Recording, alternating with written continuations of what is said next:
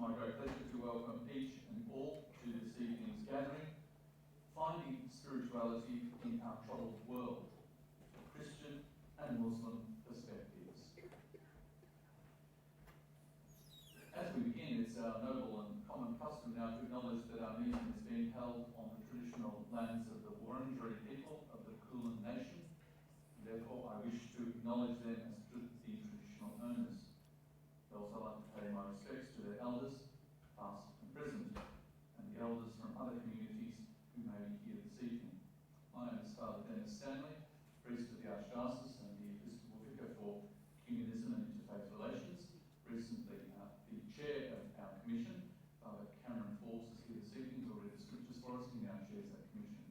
I'd like to acknowledge also amongst us Mr. Keskin, who's working on his mobile phone and organising things by remote control.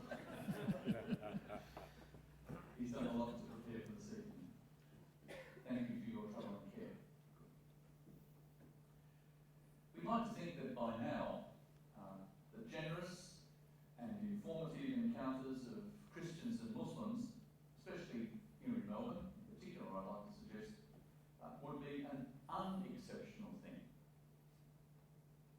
We wouldn't consider this evening an exceptional thing. Something that we are learning to take in our stride more and more. I trust, because that is, I trust, where we are heading.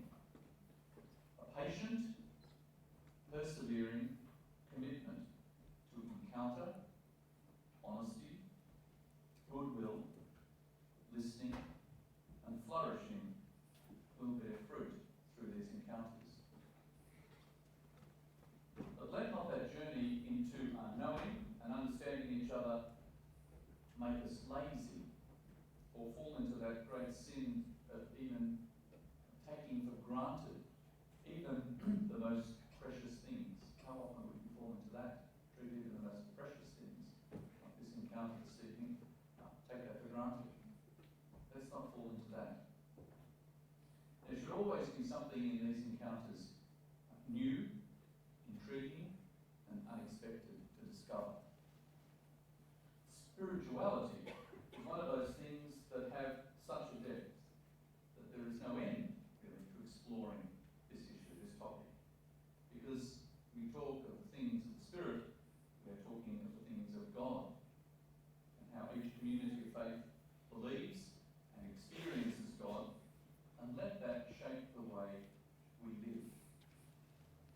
You can ponder that more and more. There's always something new to discover in that. As we know, spirituality is in and religion is out. But that's, of course, another story. So we'll explore this evening a topic that intrigues many people. Yourselves here this evening, I trust, as well. That's why we're here in such great numbers. We're intrigued by this topic, spirituality, finding it in our troubled world. But we also ponder a little more deeply than usual how spirituality might not be something simply calming and therapeutic for me, but might also be something we hope to empower and embolden us to be instruments of peace and solidarity in a troubled world. I'd like to invite now to the microphone those who are going to lead us in the reading of the Bible and the Quran. Father Cameron Forbes and Father Malas. Greetings and welcome to each and all. And to our speakers, especially this evening, Archbishop Michael and Associate Professor Salih, who I'll introduce now. And yourself. And Salih.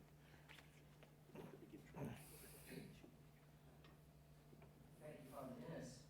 This is a reading from the Gospel according to Luke, which I will chant. Jesus went out into the hills to pray, and he spent the whole night in prayer to God.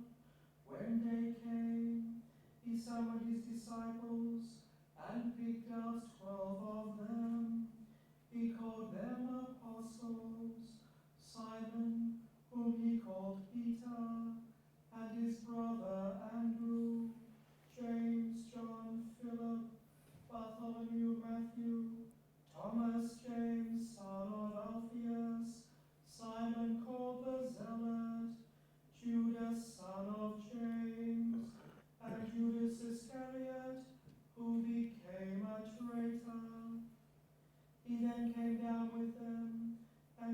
stopped at a piece of level ground, where there was a large gathering of his disciples.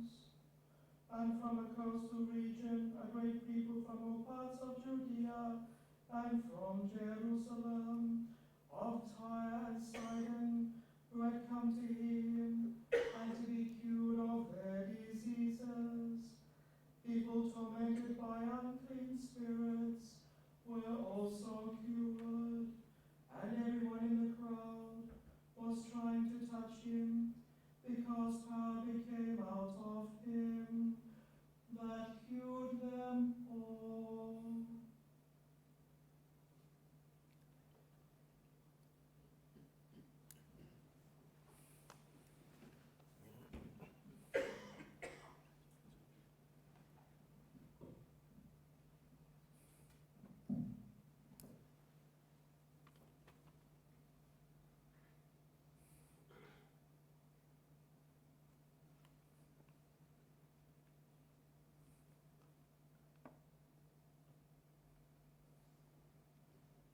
أعوذ بالله من الشيطان الرجيم. بسم الله الرحمن الرحيم. الله لا إله إلا هو الحي القيوم، لا تأخذه سنة ولا نوم، له ما في السماوات وما في الأرض. من ذا الذي يشفع عنده إلا بإذنه، يعلم ما بين أيديهم وما خلفهم، ولا يحيطون بشيء من علمه إلا بما شاء. وسع كرسيه السماوات والأرض، ولا يؤوده حفظهما وهو العلي العظيم. الله أكبر. بسم الله الرحمن الرحيم. والعصر، إن الإنسان لفي خسر، إلا الذين آمنوا وعملوا الصالحات وتواصوا بالحق وتواصوا بالصبر. صدق الله العظيم.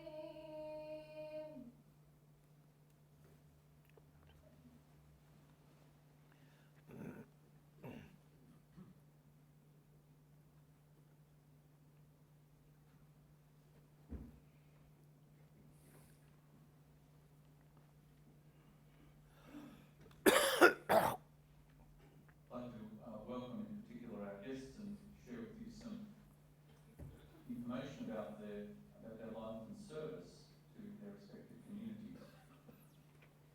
Archbishop Fitzgerald is the Emeritus President of the Pontifical Council for Interreligious Dialogue. He joined the Missionaries of Africa in 1956 and pursued his theological studies in Tunisia, where he began learning Arabic, acquiring there his knowledge of Islam. He studied in Rome during the Second Vatican Council. He completed a BA in Arabic at the University of London in 1968, whereupon he became a lecturer at the Pontifical Institute of Arab and Islamic Studies, or as they call it, PISAI. He taught courses on Islam at the University of Makerere in Uganda and conducted parish work in Sudan. In 1980, he was elected to the General Council of the Missionaries of Africa in Rome. From 1987 until 2002, Michael served as Secretary for the Pontifical Council for Interreligious Dialogue in the Vatican. He was ordained bishop by Pope St. John Paul in 1991. And then succeeded Cardinal Arinze as President of the Council, at which time he became an Archbishop. In 2006, Pope Benedict appointed Archbishop Fitzgerald as Apostolic Nuncio, or Ambassador, the Holy See to Egypt in Cairo, where the highly influential Muslim Al-Azhar University is located, and he retired from this position in 2012, but he's still on the road, as we see. So thank you. Greetings and welcome to Associate Professor Salih Yucel. He's the Chair in the study of Islam and Muslim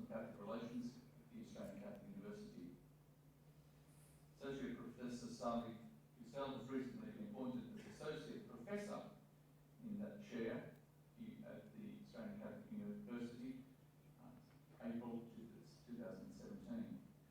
He's been teaching at the Centre for Islamic Studies and Civilization, also at Charles Sturt University, since January 2015. He was a lecturer and senior lecturer in Islamic Studies at Monash University between 2008 and 2014.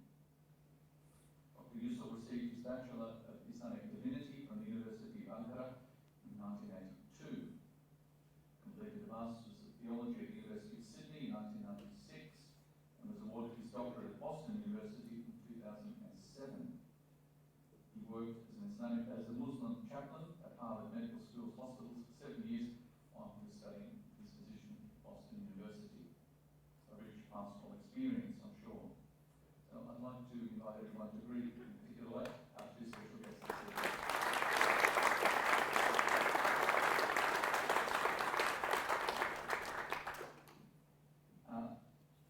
We can hear from their brief CVs the richness that they bring to this evening and their experience. To moderate our encounter, our conversazione this evening, is Dr. Zuleyha Keskin. Zuleyha is the course coordinator at the Centre for Islamic Studies and Civilization at Charles Sturt University. She's also a senior lecturer in Islamic Studies at the CSU, lecturing on Islamic spirituality and contemporary Islamic studies. Salih is also a director of ISRA Australia. So I'd like to invite you now to the microphone, or take up the microphone, I should say, and begin our reflection on spirituality, finding spirituality within our troubled world, Christian and Muslim perspectives. Can be a gracious thing if we listen carefully, and when we come to the questions, that we attend to the presentation, particularly that our two speakers have shared with us. Keep those questions focused on the presentation this evening. So thank you. Thank you for the introductions.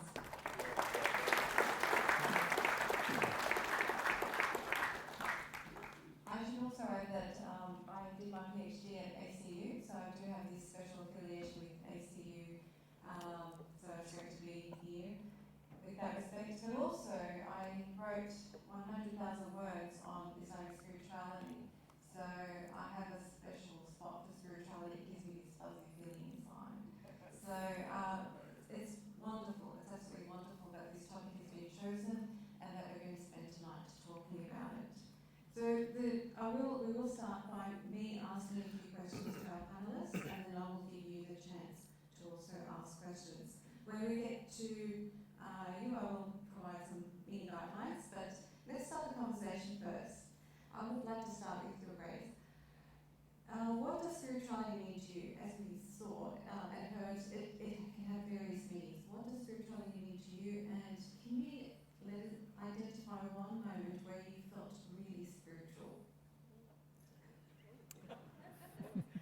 This is self-revelation, huh? Well, I will answer that. I did all my schooling, or most of it, with the Missionaries of Africa, and we had 2 years of philosophy where we were also initiated into prayer, and then we had a full year of spiritual formation, a novitiate, which for me was useless. Don't quote me on that, but anyway, that was perhaps the worst year of formation of all.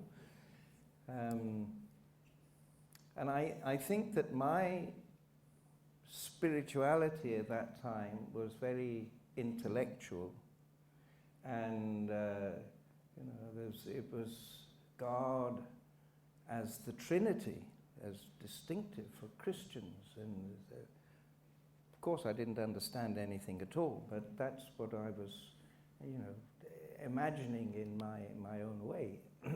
And it was only afterwards, when I was studying theology in Tunisia, that one of my fellow students, who was more mature than me, he'd just come back from military service, active military service in the Algerian War, And he spoke to me about, being related to Jesus as a person.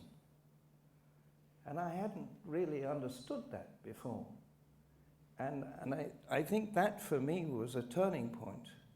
As Christian spirituality is really centered on the person of Jesus Christ, whom you get to know through the scriptures, but whom you get to know also personally through prayer and meditation. And your whole life then is trying to be.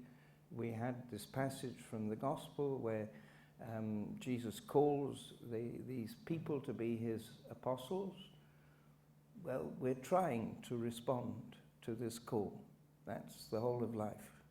So if there was a particular point, it was in my second year of theology that I really understood what I was doing. Yeah. Yes, it certainly sounds more intimate, your understanding, your relationship with God. Over to you, your definition of your understanding of spirituality and the spiritual moment that you had. Well, thank you. First of all, I would like to answer with a very short answer. In the history of Islam, when the great spiritual leaders are asked, what is spirituality? Their answer is, spirituality is hal, not qal, which means spirituality is experience. It is not words. For me, as long as I serve any human, even any creations, without any expectation, that moment is my spirituality. But probably the peak of that is when I put my forehead on the ground and glorify God when I'm alone, making dhikr and remembrance. It is something that only can be learned through experience.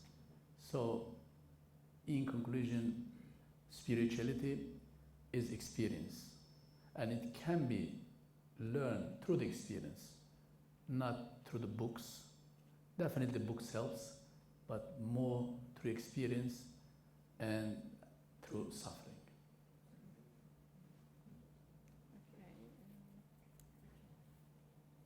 I guess from both perspectives, I see that you're highlighting the importance of experiencing. It's not just about the theory.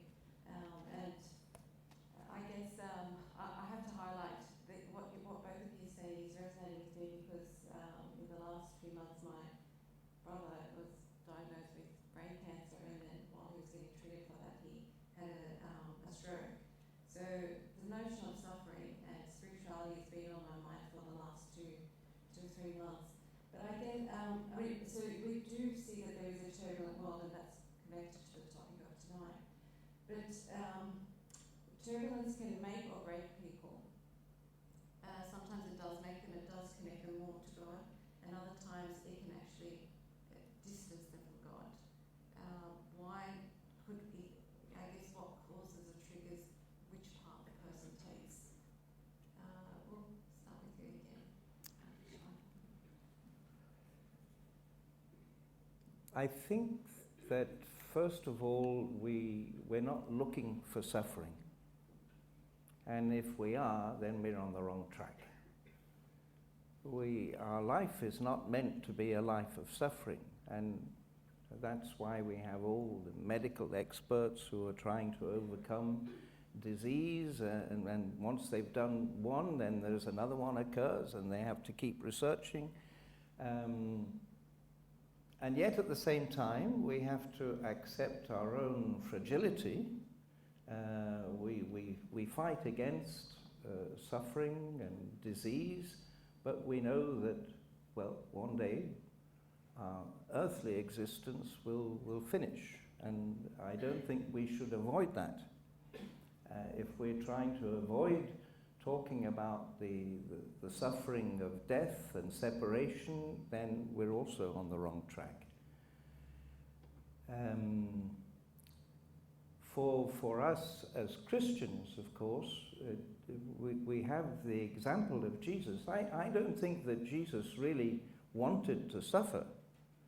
And, you know, there is an episode in the Gospel where he has told his disciples that he is going up to Jerusalem and he's going to be accused by the religious authorities there, and he's going to be put to death.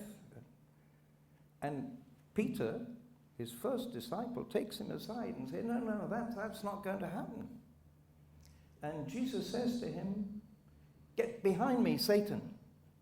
And Satan, in our both traditions, I think, is the tempter, is the one who tempts you to do wrong. And I think that Jesus there was really tempted to say, all right, I don't want to go through this suffering.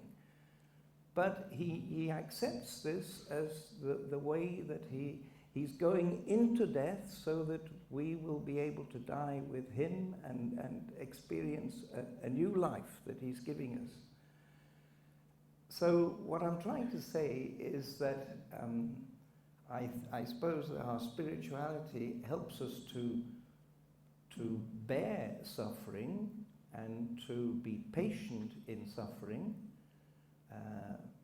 for ourselves and also for other people. Where other people are concerned, I think we have to fight against the suffering. We have to fight against violence. We have to fight against war. We cannot just accept that. And so that is part of our way of dealing with this fragility of humanity. We have to react as well. So it's not just a passive spirituality, it has to be an active one too. And I guess life experiences allow it to become active. Yes, so what, with spirituality and suffering, sometimes it makes people, it breaks people. You know, how do we bring it together, that spirituality and suffering, so that it makes people?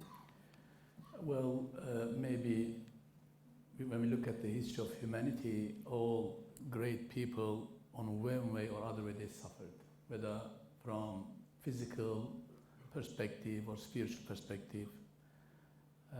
One of the saying of the Prophet that أَشَدُّ الْبَلَاءَ عَلَى الْأَنْبِيَاء, the biggest calamities come upon the prophets, then comes upon the faith of people according to their level of faith or degrees.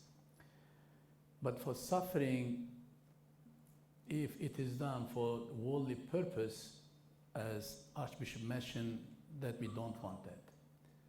But when we suffer for others, that suffering, the end of that, it is very sweet. And while the body suffers, but the heart is happy, is satisfied. So in regard to facing such calamities from different Islamic scholars' perspective, God created human being as to reflect his names. When we look at human beings, when we get hungry, we realize that there's a provider called Al-Razzaq. When we get sick, even we have the best technology, the best medicine in our modern day, we get this through the hands of the nurses or doctors, but still, at the end of the day, we realize that there is a healer. So, through that suffering, through the faith, we will be able to understand the Creator and the creations in depth. While our body suffers, but I would say that the heart is smiling. So it is not considered as punishment, because in that case then we have to think that all of that great people suffered, were they punished? No. In Islam it's called such suffering, like a sacred suffering, is a different form of worship. We have positive form of worship like prayer or giving charity, going to Hajj, but negative type of worship is calamities, difficulties, suffering, and sickness. So when we have both of them, then we'll be able to gain a higher spirituality in the sight of God. Yes, definitely a bittersweet experience. And that notion of who the true healer is, one thing, bringing back to my personal experience with my brother, he did a lot of research when he was diagnosed with cancer. He found a top-notch professor, paid him lots of money. But then after all the complications, his reflection was, I relied too much on the doctors and not enough on God. That was his, I think, humble reflection. So highlights that no matter how good we are as humans, ultimately that we do need to rely on God. And I guess it's these experiences that make you see those.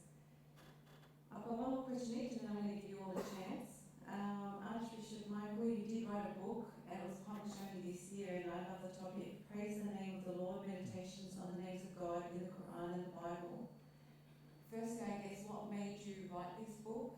And also, I particularly liked one chapter where you discussed the goodness and mercy of God. I guess, again, why did you focus on that particular aspects of God? It's difficult to answer the question, why did I write this book? It was something that I'd been doing for a long time, not in a book form. I think it's actually, the book is a retreat conferences, for an 8-day retreat. So based on the names of God in the Quran, first of all, and then looking at these names in the First Testament and then in the New Testament. And I chose the names, so it's not a study. It's not a study of the names of God in Islam. It's a selection of these to help people to pray. That's the main idea. Why start with the Quran? Well, it was first addressed to my own colleagues, my own confreres, who were working in Algeria and living among Muslims, and there are a group of people there who felt that because you are living in Islamic society, it would be good to know more about Islamic spirituality for your own spirituality, for your own commitment to these people. So the original draft, which is in French, goes back to the 1980s. And but it was only put into book form in 2014 when I was given some time off, and I was able to polish it, add a few footnotes and things like that people like. Some people like footnotes, others don't. And I also translated it into English. It was very badly written, so I could translate it as I wished. Since I was translating myself, I didn't have to fear to correct what was there. I could change it if I wanted. I think one of the reasons for this work was that when I'd finished, not finished, but I'd done a degree in Arabic in London, we had something on the Quran, but not very much. And when I went to the Institute of Arabic and Islamic Studies in Rome, in the first year that I was teaching, helping people who didn't know any Arabic to learn the rudiments of Arabic, I also followed a course on the Quran given by one of my confreres. And he encouraged us to read the whole Quran in Arabic, but taking some point of reference so that you would, and I did that, and I think what I chose as the theme to be attentive to was the love of God. So what is said in the Quran about the love of God? And this led me to, pay attention to the names. And then later on, when I was in Uganda, I think, I had a brainwave. There is one name in the Quran, a samad, which occurs only once in the Quran, in Surah 112, in Al-Ikhlas. And there are so many ways of translating this samad. Even the commentators of the Quran that don't really know what it means. It appears only once. And so you can't refer to other passages to know what it means there. And there are so many different things. The eternal, the everlasting, the one, our refuge. And I got a brainwave. I said, I can put all these meanings into one word. And what was this word? This is the rock. God is the rock. The rock like Ululu, Ayers Rock, which is there, which is massive, which is you know, it has that, it's permanent, it won't disappear, it's impassable, and we find this name in, of course, in the First Testament, in the Jewish writings, particularly in Deuteronomy. There is a text attributed to Moses, and God is presented as the rock. And but I found this not from my own invention, but from the commentators of the Quran, who said that, you know, you have a leader, and you can have recourse to this leader, but one day he will disappear. So that's not very good. It's not reliable. The leader has to be solid. It can't be like sand, shifting sand. It has to be solid like a rock. And I said, oh, that's it. So that sort of intrigued me. And I think I went on from that. And incidentally, I was giving a talk on this book in Cairo, and somebody came from the audience, a little brother of Jesus, and he said, oh, you've read my article. What article? I haven't read any article. Because he had also come up with the same thing, that God is the rock. And he had found this in an Urdu commentary on the Quran, Muslims commenting on the Quran, and they were suggesting that this would be a good translation for a samad. So this encouraged me. So that's a little story anyway. Yes, I like that a lot. We hear that a lot too on my rock, so it's quite nice. It's quite visual as well. Yes, your book, Dr. Salih, why did you write it? I have been working voluntarily or paid as a Muslim chaplain in the hospital since early 90s in Australia and then in the United States. And one day I was visiting one of the patients at the ICU. I asked the permission from the nurse that I would like to offer some prayer to this patient, and she said, yes, sure, you can. And then I recited the chapter of Yasin because she was unconscious, dying, that which is recommended by the tradition of the Prophet. It was a bit emotional for me as well. I put myself in her shoes. I said that, Salih, you are on the bed now and you are dying. What will be your expectation? So when I recited, I finished chapter, it took probably 10 minutes or so. Then nurse told me, what did you do to this patient? I said, is anything wrong? She said, no, whatever you've done, the vital signs of the patient shows better now. Better heartbeat, better blood pressure. That time I was taking some units at the Boston University, and still I have not decided what will be my thesis topic.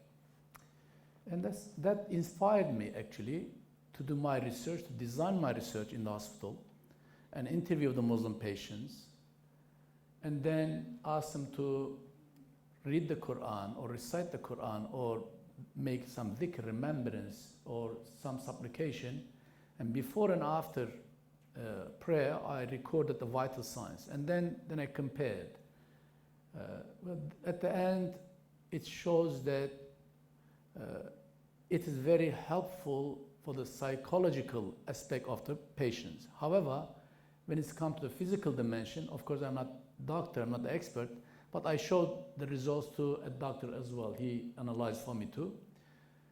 That the prayer is, or dhikr, or recitation of the Quran, is helping the patient in one way or other ways.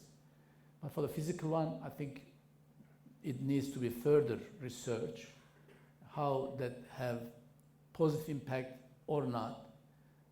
That was out of scope of my research. So that, recitation of the Quran inspired me to write down my book. Mm. Very interesting.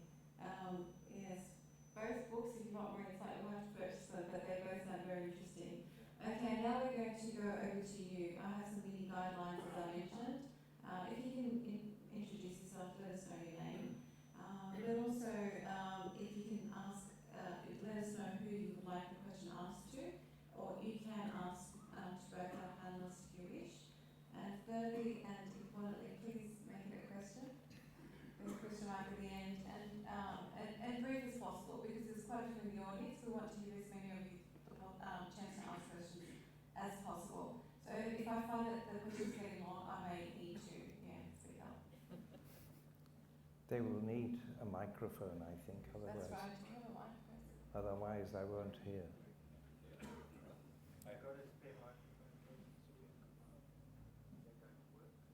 Maybe you can take this They one. will need one of these microphones. Yeah. You can use that. Thank you to both our speakers. My name is Mary Rayburn. I'm a sister of Our Lady of Zion. And our topic is finding spirituality in our troubled world. And I'd like to hear each of our panelists respond to what they feel spirituality offers our troubled world today.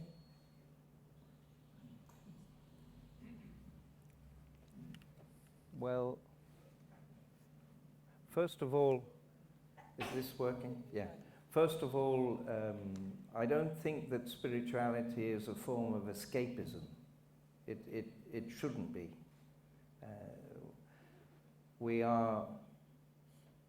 If we are believers, we are relating to God, to a creator, who is also a judge.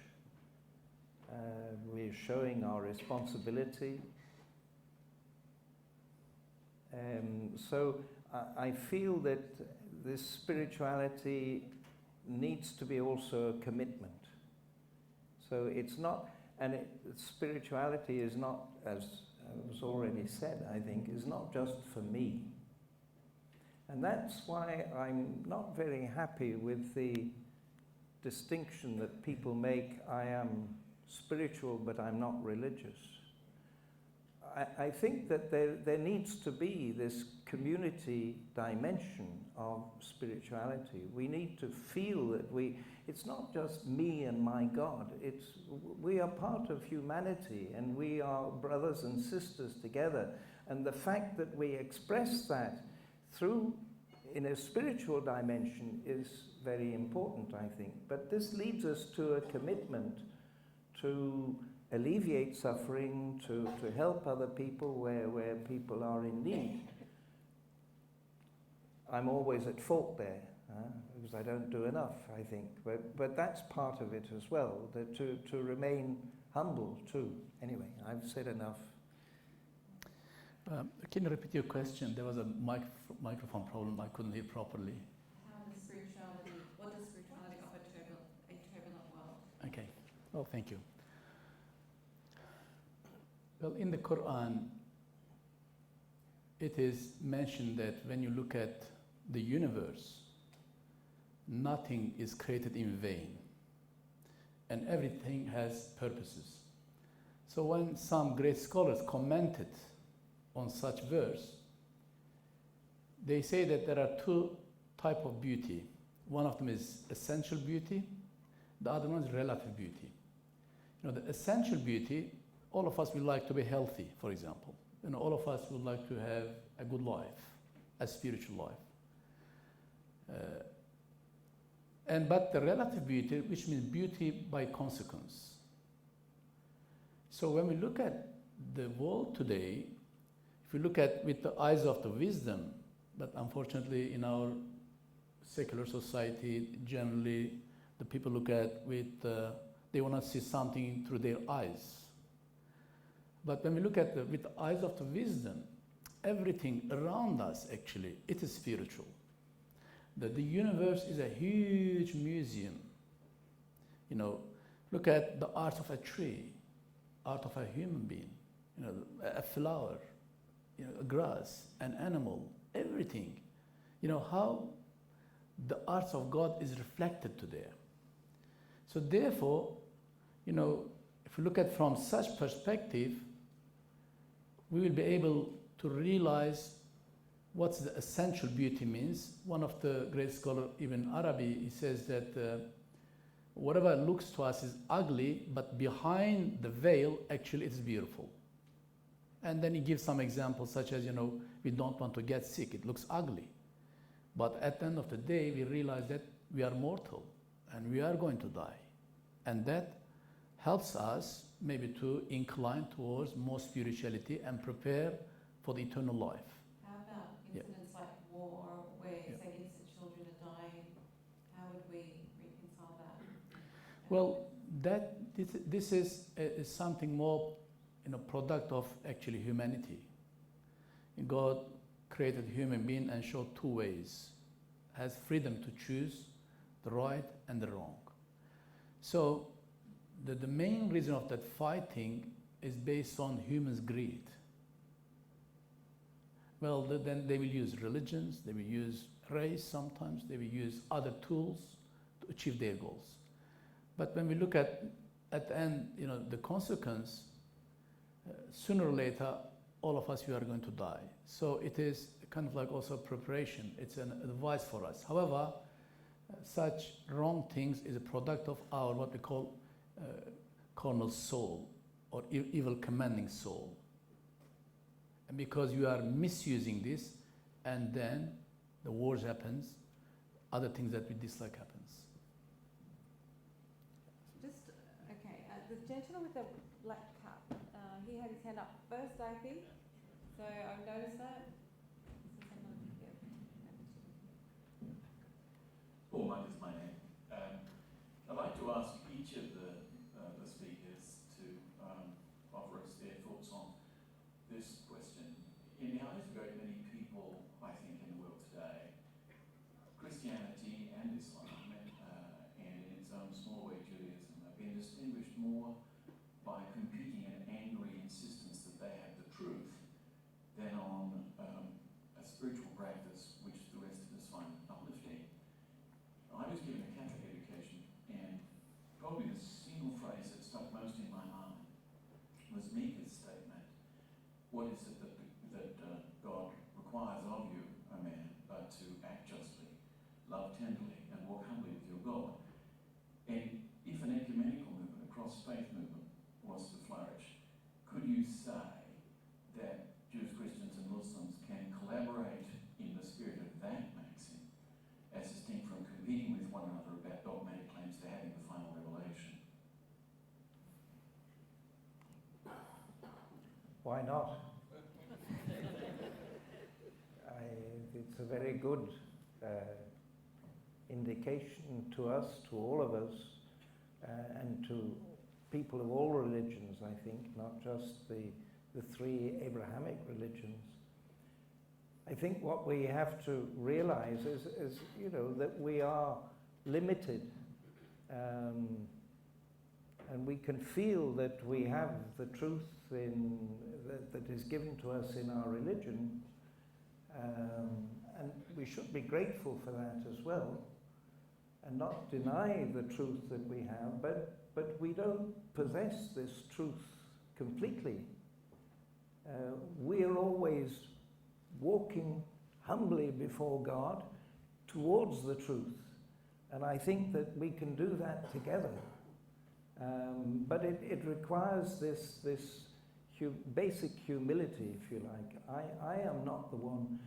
God is the truth, not me. And I don't understand everything, but I'm still walking, I'm still going forward. That's the answer that I would give. Well, my answer will be, why not, as Archbishop said. The Muslim scholars, when they define who is Muslims, they have a definition with Muslim with capital M and Muslim with small m. Yeah. With capital M mean the Muslims who believe in Islam and Islamic faith. But with the small m, the Muslims or the non-Muslims who have Islamic attributes, good attributes, moral values, universal principles. Even an agnostic can be an honest person. A Buddhist can be generous. You know, I don't know, a Shintoist can be so humble. So when we look at through these attributes, we will be able to cooperate, that many things can unite us rather than divide us. So approach should be through attributes, what is good and how we can cooperate for a better world. Okay, thank you. We'll take a question there. Hi, my name is Gerard. I'm a family drug and alcohol counselor.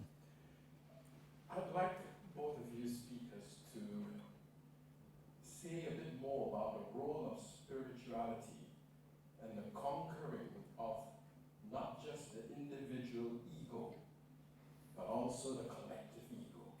I know in Islam, when somebody asked the Prophet about jihad, he talked about the greater jihad being the conquering of your lower self. And in Christianity, Jesus makes many allusions about unless you die, unless the seed dies, it will not flourish. So maybe you'd like to talk about spirituality and its role in conquering individual and collective, including religious egos that we've got. Religious egos. Yes, very true. So when you say the collective, within collective society, its role in collective society as well as individual. Ask him first. You Please go go first. first. You go first. Please. No, I've always Well, answered first, so this time you go Then it will first. contradict what I'm saying is because you are elder, so therefore please. Go ahead. Okay. Well, since he gave me the permission, I'll make it very short. The 11th century great Sufi leader, he says, Ali Hajwuri, he says, see everyone as your master if you would like to reach the truth, regardless their faith, regardless their ethnicity, regardless their social status, and so on. I think to have, because the spirituality, according to another scholar, Ibn Arabi, says that the ways can take us to God are many as the breath of human beings. So it is unlimited almost. You cannot even count how many ways can take you to God. The shortest way is, I think, for the rules, I would say the basic, no need to talk much work, less talk.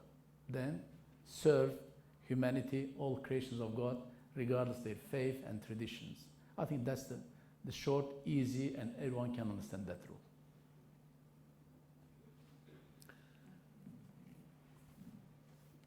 So, what is the role of spirituality in the sense? I think personally that having a time of silence, so spirituality which is not just, saying prayers, repeating prayers, but a time of reflection and silence before God helps you to bear with difficulties helps you to keep going when things go wrong and people misunderstand you, when you are accused unjustly or whatever. So on the personal level, I think that form of meditation, a silent meditation, is a very, it's not, I was going to say consoling, but it's not necessarily consoling. It can be hard, it can be difficult, and we have to persevere in this silence, and we have to make sure that we are silent. We have to cut ourselves off from certain aspects of modern life, like, not completely, because we need to be informed, but if right at the beginning of the day, the first thing that I need to do is to hear the news and say, well, maybe I should give that time to God first of all, and be quiet, and that will help me throughout the day. Now, how does this impact on other people and on collective difficulties, collective suffering? Well, I think it keeps us humble, because we know it's not easy, and it helps us to try to understand other people and try to understand their difficulties and to empathize and to overcome, to help them to overcome their difficulties too. I'm thinking of, what Jesus teaches us in the gospel when he's talking about the last judgment. He doesn't say anything about truth, actually. He says, I was hungry and you fed me. I was thirsty and you gave me to drink. I was naked and you clothed me. When did we do that? When you did it to the least of my brothers or sisters, that you did it to me. And that is what we're going to be judged on. So this should lead us to a wider commitment to alleviating suffering in the world today. And it's not just as Christians, it's as people, as human beings. So anyway, that's what I would answer to you, but we could go on all night, couldn't we, on these questions? We could, can't we? So spirituality definitely seems about purification of the ego, which shows itself in the form of humility, and then that shows itself naturally within the way we act and the way we do in society, but it all starts from within. All right, we have a few hands up. That's a female. We need more females as well, too. Yeah. Sorry, I don't need to sound like I'm referring to the gender. Hi, my name is Heba, and I just wanted to ask both our panelists a very academic question related to spirituality and religion in the 21st century. How do we reconcile this notion that religion and spirituality can only progress in the 21st century by separating the sacred and the secular?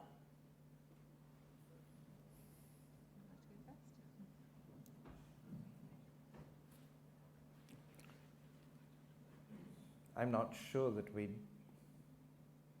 have to distinguish between the sacred and the secular, maybe, but we don't have to separate them.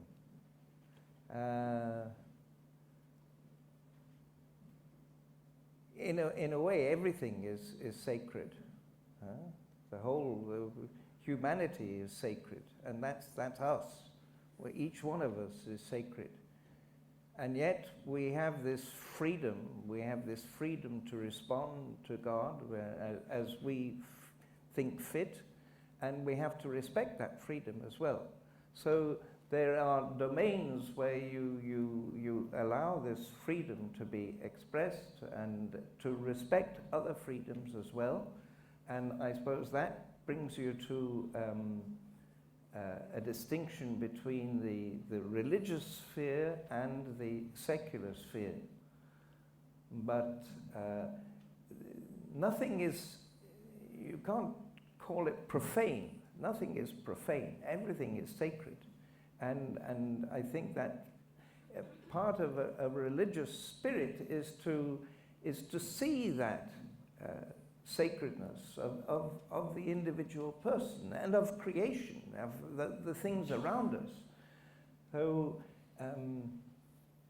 there was a question that was going to be asked about, secularism. Secularism is an exaggeration of this distinction, I think. And I don't think that all societies in the world are secularist. Maybe living in the Western world, we are faced with this secularism, but there are societies that are religious and have a religious outlook. And so we have to be careful not to spiritualize everything, but we have to be careful also not to reduce elements of creation to sparse, to elements that don't have any importance. Everything has its importance. I think nothing is small in the eyes of God. I can just slightly reword that for you. It seems secularism is to the detriment of spirituality. So would you agree with that? How do you become spiritual in a secular society? Well, of course, it's a difficult question from a student, a great student. The answer is, first of all, a human being has a physical dimension as well as spiritual dimension.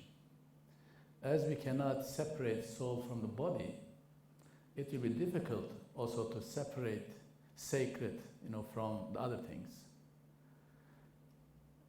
Why I'm saying this, I think we can separate.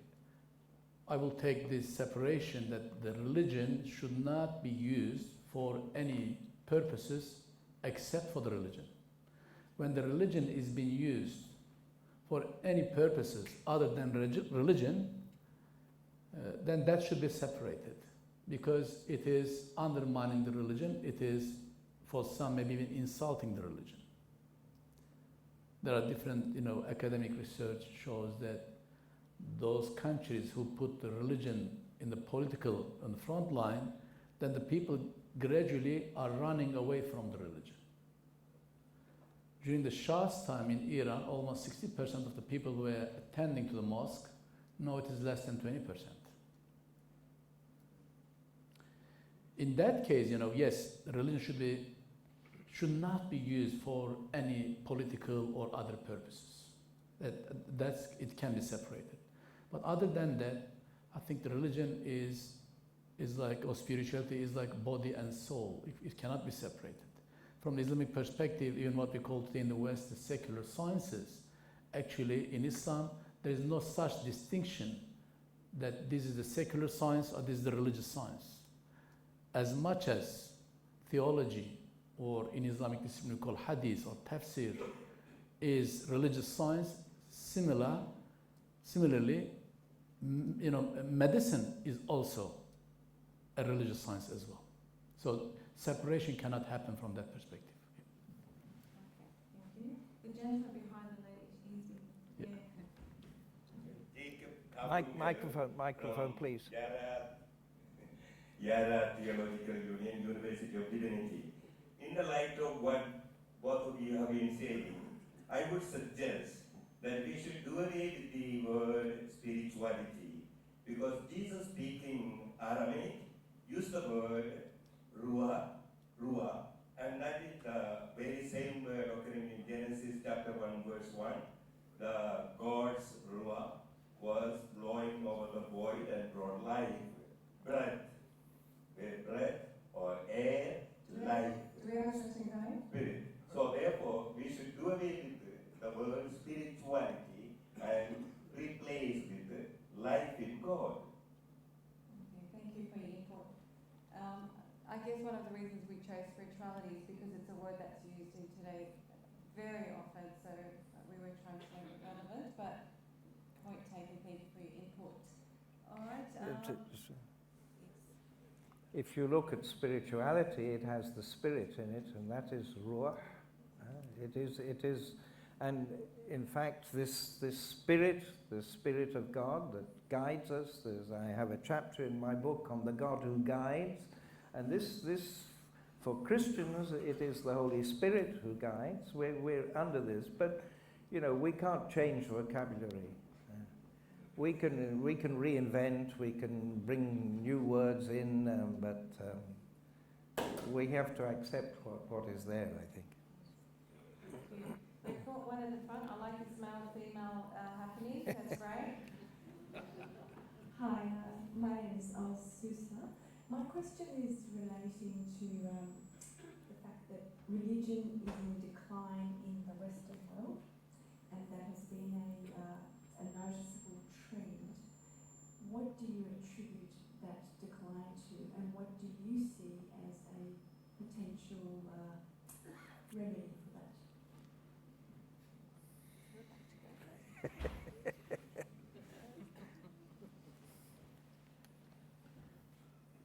One thing that we have to say is that the decline will be documented, whereas the non-decline will go unnoticed.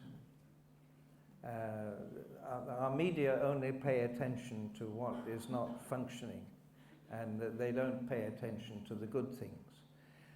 I'd like to give the example of an Italian foundation. It's the community of Sant'Egidio, which is full of young people. It's young people. It started with school children in, well, they were not children, they were adults, young adults, in 1968, which was a time of great ferment in Europe. And these high school boys and girls decided that they should take their faith, Christian faith, seriously, and they started coming together to pray. But then they were encouraged not only to pray, but to be active as well. And the first thing that they started doing was to go and visit people who were alone, isolated, and to bring them help and comfort. And this group, now it started in 1968, it still exists, and it has spread throughout the world as well. And the young people are still coming together to pray, but they're also still active in different forms of service to community, and also in peace, prayer for peace, reflection on peace, and also actual interventions on behalf of peace. And this is, it's in Italy where few people perhaps go to church now, but you have these communities, you have these groups of people that are really active, and they're not all fogers, they're not like us, and they're young people who are full of faith, and they're looking for this as well. So we have to, I think we shouldn't be too pessimistic. We have to see that there are things that are going on, and I'm sure you could say the same about the Hizmet movement, no? Yes. Yeah. Well, if we confine the religion in the church, mosque, synagogue, or temples, yes, it is declining. But the remedy is, I think what's missing, representation of the religion. What has been said in the pulpit or in preaching, but outside, the one who preaches, the one who does, is doing the opposite. When this is missing, the religion will decline. Because spirituality only can be presented through representation. According to Islamic theologians, that's why God sent the prophets. To have someone that's representing the spirituality that people can see. Because it's not something that tangible, objective, like mathematics or physics or medicine. And therefore, spirituality needs representation. What the world needs today, that representation is missing. I think that's why the number of the adherents of the faith, whether going to church or synagogues or in some countries in mosques, if it's declining, it is because they don't find a good representation of the religion. In Islam, when the pillars of Islam, the first one is Shahada, which is the declaration of the faith. In the second sentence, interestingly, that most of Muslims, we are not aware of this. It says that I bear witness that Muhammad is servant and messenger of God. You know, from a theological perspective, in Islam, messengerhood, they are the highest position. But here, servanthood is coming before the messengerhood. What does it mean? It should be practiced, applied, and then conveyed. But today, I don't want to be judgmental, it's being conveyed but not represented properly. So it means that we have a problem of underrepresentation, but at the same time, we're not hearing the good stories where it is happening, like in Salih. Just like to add a little story which is not connected with Christian-Muslim relations, but this was, I took part in an exchange of Catholic monks and nuns from Europe in Japan with Buddhists. And we were practicing meditation, Zen meditation, and our hosts asked us to come and meditate in a Buddhist university because they wanted to show that there are people in Europe who are meditating, whereas the Japanese students were giving up meditation. And strangely enough, they asked us to wear our religious habits on this occasion to show that we were really Christians. We were not. But it was interesting, you know, to see that they felt the need for this representation, if you like, to see people who are doing this. And, well, we went along with them and we did this. I was very consoled because I always had difficulty in keeping, you know, a good position for meditation. And there was a young girl next to me and she was moving all the time. So I said, oh, that consoled me. I mean, it was not very good, but it was... We'll take two more questions. One from here and one at the back. So, yeah, so we'll take two and then maybe each, actually, just letting you know. Thank you very much. For me, spirituality is based on grace.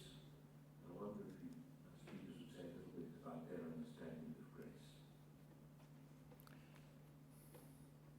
Yes, it is obviously we are responding to our Creator. We are responding to God, and that very response is already a gift that we receive. So we cannot persevere in prayer or in our efforts also. We cannot be, in a sense, we cannot be good people without grace. And I think that is why when we recognize the goodness of other people who don't belong to our religion at all, and I have met saintly people who belong to other religions, you say, well, the grace of God is in them. God is giving His grace. And I fully agree with you that we need this. If we think we are self-sufficient, then we're far away. You know, the first beatitude is beatitude, blessed are the poor in spirit. They know their own poverty. They know their own need for God. And that is the beginning of the journey, I will say. Well, it's a very good question. One of the great Sufi leader, he says that در طارقی نقشی بندی لازم آمد چار ترک دنیا ترک عقبا ترک هست و ترک. He says that my way of the spirituality, to reach the grace, is to leave the world behind. It means by heart, not the work or studying and then at the end leave everything behind. Don't think that even leave your good deed behind. So for this, there are three important. One of them is, at the end, it should be absolute thankfulness to the Creator to reach the grace. The second one is to feel absolute poverty before God, not before human beings. Absolute poverty. Also, absolute hope, never despair. And at the end, even when the grace comes, it is a gift of God, think that although we don't deserve, but because it's given us because of God's generosity. So the grace should be taken as a gift. As much as it's valued, that grace will increase. As much as it's devalued, then it will be taken away. Thank you. We mentioned right up there. At the back. Gary Denton with his hand up.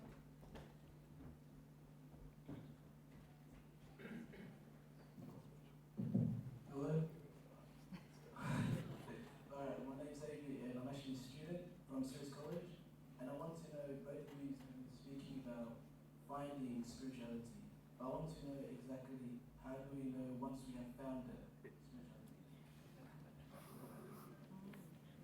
He has the microphone.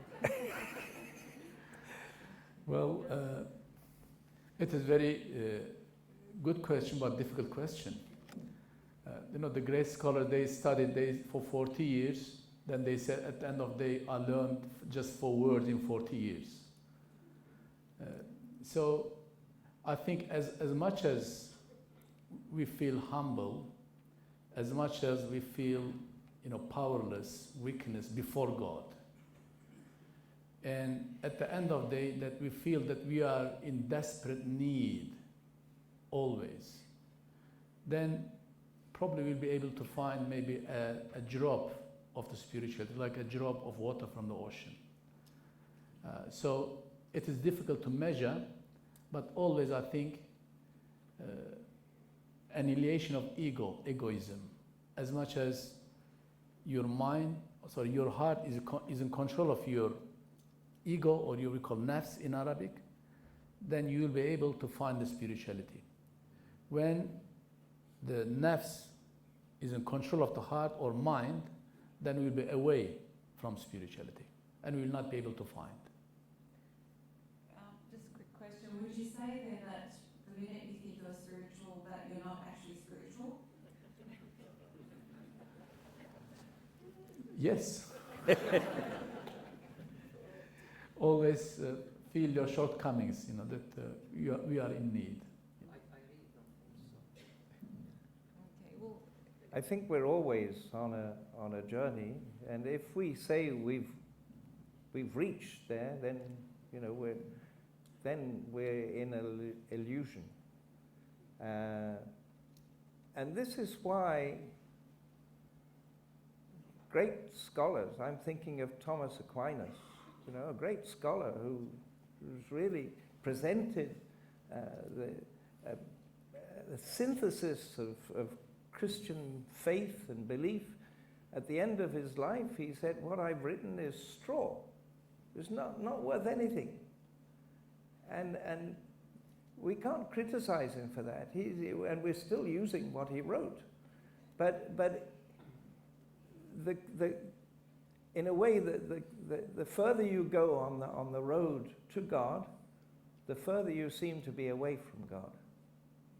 Because God is just so immense and beyond us. And so we can never say, oh, I've got it, that's it, and now I'm here, and I'll never lose it. No, we have to have this hope, as Dr. Salih said, we have to have this, and perseverance.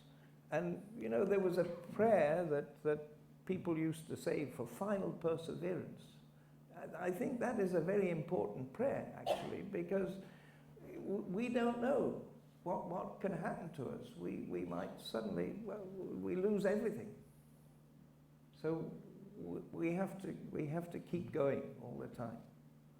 Never be satisfied. Never be, because if we take the image of the fountain, you know, the fountain is always bigger than us, and we will always be able to drink from this fountain. We will never exhaust the fountain. If we think that we've exhausted it, then we dry up ourselves. Thank you for your responses to those questions. I did say that would be the last question. That was brilliant. I still have that fuzzy feeling inside me. I hope you all do as well. Thank you, Archbishop Michael Fitzgerald, and thank you, Associate Professor Dr. Salih, for your knowledge, but also obviously your experience and your wisdom and your insight has come through. And I don't want to get too much to your ego, so I won't say too much. Humility is key to spirituality. But thank you. If we can have a round of applause for them.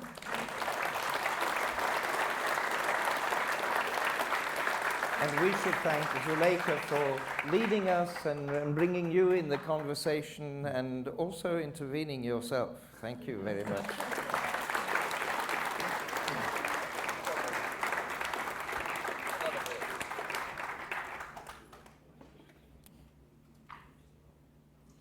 Thank you very much. I won't keep you too long because obviously the time is getting away from us, but I'm hoping that these sort of conversations will continue because obviously there is an appetite, particularly with the different experiences that every one of us have. It's great to share some of our emotions, our stories, our experiences, and great to sort of see it mirrored back in terms of some of the responses. And I'd like to thank you all for giving up your time and being here with us.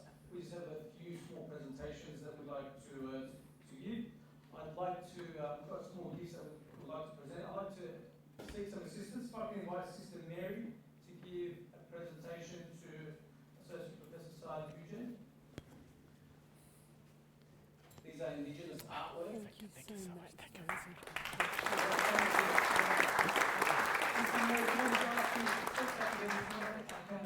Ladies, ready to go. Picture. Need to get the shot to show that. Thank you. And if I can invite Mr. Hussein, one of our AS executives, to present to the Archbishop Fitzgerald for his contribution tonight. Thank you. Thank you so much. Now you have to turn. Yes, I do. Good. And to thank our moderator from ACU, Professor Edmund Chia, and thank you to Dr. Keskin.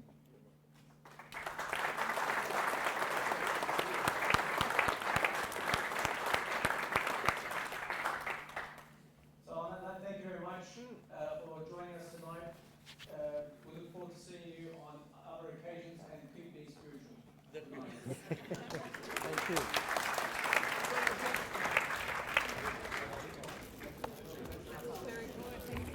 This is a plate.